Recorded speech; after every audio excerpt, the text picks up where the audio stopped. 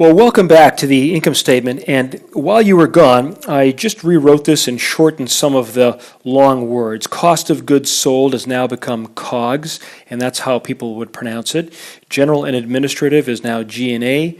Research and development is R&D. Sales and marketing is now S&M. It just cleans it up a little bit. You know that this is called gross profit, and gross profit minus the total of the expenses is equal to this value, this subtotal here, which has, as I mentioned last time, the longest name of a subtotal in the history of financial statements. And I can't even write it out. I'll give you the abbreviation, which is EBITDA, and that stands for earnings before interest, taxes, depreciation, and amortization. And this represents your operational profitability, the profitability of your operations. If this number here is positive, you're making money, you're profitable, and if this number is negative, it means that for this period of time you've suffered a loss and you're not profitable.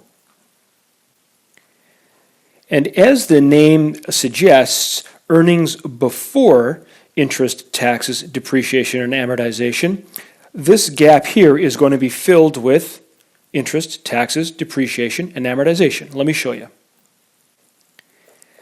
So if you're depreciating any assets this month, you should talk to your accountant about this. You'll put a value here. Let's say no. If you're paying any interest on a bank loan, you can put the interest amount here. Let's say that you paid $100 to the bank. And if you are paying any income taxes this particular period, you would put this here. Let's say no.